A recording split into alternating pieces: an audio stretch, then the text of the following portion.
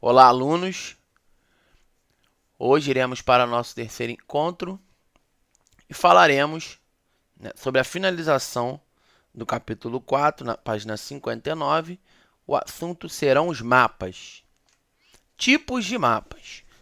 Como não é possível representar todos os elementos do espaço ou da paisagem em um mapa, foram criados diversos tipos de mapas que representam especificamente um tema. São os chamados mapas temáticos, ou seja, cada mapa que nós temos, né, na nossa disciplina de cartografia vai ter um tema, certo?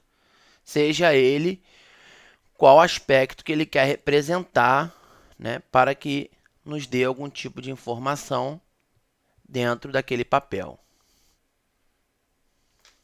Os principais mapas temáticos. Nós temos os mapas políticos, físicos e econômicos, certo? Os mapas políticos, eles mostram municípios, estados, países, seus limites, suas capitais e cidades importantes, certo? Esses mapas foram criados, né, para falar da geopolítica dos países. Os mapas físicos representam um ou vários elementos naturais, como os rios, o relevo, as altitudes, os tipos de clima, os tipos de vegetação. Esse mapa é basicamente para falar das características naturais de algum lugar ou de algum local específico, certo? Ele vai se referir a todos os tipos de características relevantes, né, relacionadas aos aspectos físicos. E temos também os mapas econômicos. Representam, né, disponíveis o grau de desenvolvimento econômico de um continente, país ou de uma região e sua produção, assim como a localização de recursos minerais, das indústrias e da produção agrícola. Ou seja, esses mapas econômicos eles vão se referir aos aspectos da economia de determinada região, determinado país, determinado continente, ou seja, tudo que se refere a aspectos econômicos, certo? Mapa físico, eu coloquei uma foto para vocês aqui, ó. Ele vai falar dos planaltos, das Guianas, planalto brasileiro, enfim, ele vai falar de tudo que é relevante, né? Só, logicamente que são exemplos, né? Fala também de planícies, planícies costeiras. É um exemplo, né, dos aspectos físicos que nós podemos representar dentro de um mapa. O mapa político, ó, fala das fronteiras, Acre, Amazonas, Roraima, são os limites de cada estado brasileiro que eu dei como exemplo para fazer essa representação. Rio de Janeiro, Espírito Santo, Minas Gerais, entre outros estados, né, e seus limites políticos, ou seja, suas fronteiras, que foram estabelecidas através das relações criadas pelo homem ao longo do tempo em nosso país e na formação do nosso território. Correto? Um mapa econômico, ele vai falar do que? Olha aqui, ó, dos aspectos da economia, os produtos produzidos, a exploração econômica, o que cada local tem de atividade para geração de renda, PIB, entre outras coisas, produto interno bruto, né? Enfim, ó, metalúrgica, mecânica, madeira, vestuário, indústria têxtil, enfim, produtos alimentares, tudo que se relaciona à economia será colocado nesses mapas, certo? Então, cada qual se referindo a um aspecto condizente. Temos também os mapas históricos e demográficos. Um exemplo de mapa histórico. Botei uma foto aqui também, né? São mapas antigos, geralmente com uma aparência mais rústica, envelhecida. A maioria deles foi elaborada quando não existiam as tecnologias que temos hoje em dia. Por isso, alguns são imprecisos. Mesmo assim, foram importantes em suas respectivas épocas. São utilizados para descobrir como as pessoas em outros tempos concebiam seus espaços. Então, pessoal, geralmente esses mapas históricos, eles representam características de tempos passados. Ou seja, são configurações temporais, territoriais, né, de tempos passados. Tudo que se passou, tudo que foi visto, toda a configuração do território, as relações humanas que tinham em épocas passadas, elas são representadas em mapas históricos. Continuando, nós temos também os mapas demográficos, que são aqueles utilizados para representar temas referentes às populações. Quando nos referimos à demografia, estamos falando de população, como número de habitantes, concentração de espaços de moradia, divisão de grupos étnicos, populacionais, né? E densidade demográfica, que é o quê? O número de habitantes por quilômetro quadrado. Então, você pode representar tudo isso dentro de um mapa demográfico, correto? Até mesmo o quanto de habitante tem em determinado local. Eu comentava com vocês há tempos atrás, não sei se comentei com essa turma, mas né, a gente vê nessas representações o número de habitantes por quilômetro quadrado que pode ser alto ou baixo, certo? Então, tem locais que tem muita gente, né, que são explosões demográficas, e tem locais que nós vamos ter uma quantidade muito pequena de gente. Nesses locais nós teremos vazios demográficos. E isso também pode ser representado através desses mapas. E temos também os gráficos. São instrumentos construídos a partir de informações ou dados numéricos, certo? Sobre um determinado assunto. Utilizados pela cartografia, economia, biologia, sociologia, entre outros. Podem ser de colunas, de linhas, circulares ou de pizzas. Então, os gráficos eles são utilizados para determinarem algum tipo de curva, né, algo que se quer representar também. Temos os gráficos de colunas, olha, os meses, os valores de vendas bimestrais. Vocês vão ver que ele está representado através de colunas. Temos os gráficos de linhas. Olhem aqui. Europa, Japão, Estados Unidos. Temos aqui a referência dessas linhas. Olha só, ela representa algum tipo de valor através de trimestres. Pode ver que a linha vermelha ela vai subindo. A verde ela sobe, depois ela desce. A azul ela sobe, depois se mantém constante. E temos os de pizza, certo?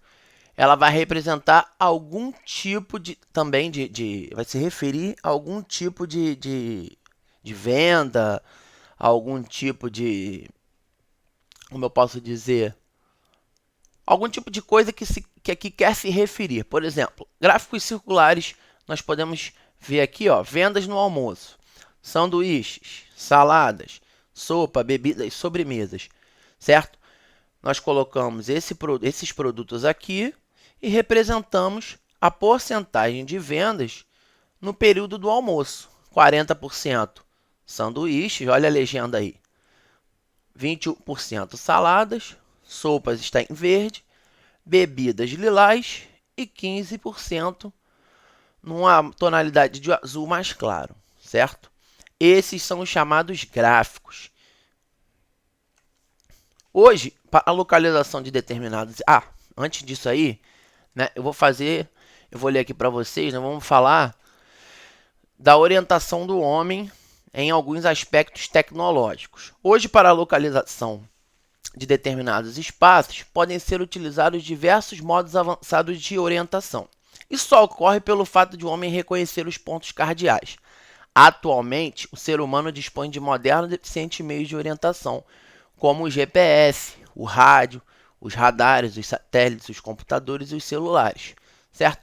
Então, você já é bem familiarizado com essas coisas, pois já deve ter visto, né, um GPS, já deve ter visto nos seus carros aí, pessoal que anda de carro, já deve ter visto como funciona um GPS. Você traça um ponto, certo?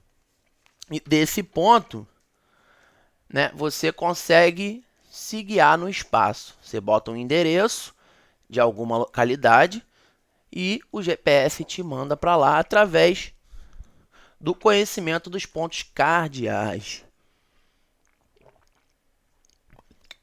Continuando, temos um breve histórico do uso de satélites que eu vou falar para vocês. Teve início em 57, com o lançamento do Sputnik pela ex-União Soviética. Na década de 60, foram colocados no espaço esses satélites, como Nimbus, lançados pelos Estados Unidos para coletarem dados de meteorologia. Nas décadas seguintes, com o projeto do Apollo, de uma agência espacial dos Estados Unidos, a NASA, foram criados a Estação Espacial Skylab e o projeto Landsat. A partir de 84, o Brasil passou a receber e gravar dados de satélites através do INPE, Instituto Nacional de Pesquisas Espaciais, certo?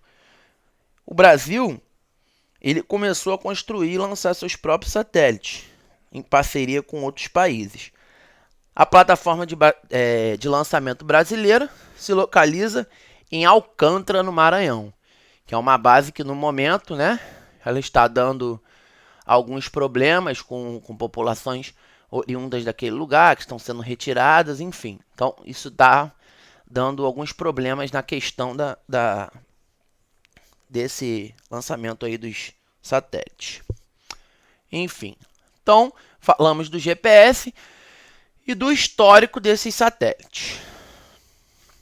Então, GPS, olha aqui, nós temos inúmeros tipos de GPS. Olha, temos GPS mais arcaicos, né, que nós tínhamos antigamente. E hoje a gente consegue ter o GPS no celular, né? Você bota lá no Google e consegue ver o trânsito, né? Você consegue se guiar, você consegue ver o tempo que você vai chegar no local, tempo estimado. Você consegue ver como está o engarrafamento, se no teu trajeto vai estar com livre acesso para você chegar. Você consegue ver se tem acidente, barreiras policiais. Então, você consegue ter toda uma gama de informações através desses serviços de informações geográficas que foram gerados, né, e criadas essas informações pelos satélites. O GPS é um sistema de navegação desenvolvido pelo governo dos Estados Unidos, com mais de 30 satélites em órbita. Os satélites transmitem sinais aos receptores em terra, mar e ar. Com base em sinais recebidos a partir dos satélites, os dispositivos são capazes de encontrar suas posições exatas sobre o globo.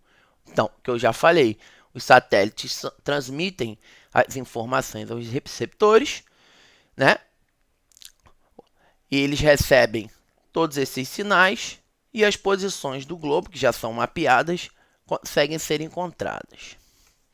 Também existem, olhem aí já é uma questão geopolítica, né? De estratégia mundial.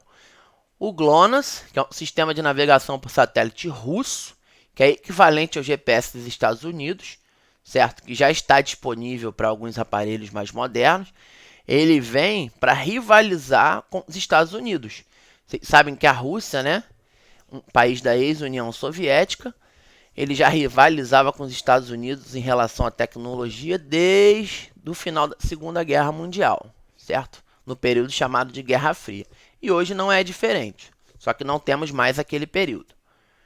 Temos também o Galileu, que é o sistema de navegação por satélite da União Europeia, concebido desde o início como projeto civil em oposição ao GPS americano também, e ao GLONASS russo, e ao COMPASS chinês, que eu vou falar mais à frente. Então, olhem aí. São dois tipos, né, que vêm fazer uma contrapartida ao GPS dos Estados Unidos. E o COMPASS, ou Beidou, é o sistema chinês de posicionamento global. A China está implementando o seu próprio sistema global de navegação por satélite. Contará com 35 satélites, 5 geoestacionários e 30 em órbita média. Então esse é o satélite chinês. Pessoal, espero que tenham gostado de mais um encontro. Alguma dúvida, estou à disposição. Deixei 2 vídeos aí para vocês complementarem a formação, certo? E também tem alguns exercícios que eu vou fazer da mesma forma que fiz anteriormente. Os exercícios estão no slide com o gabarito. Um abraço, até o próximo encontro.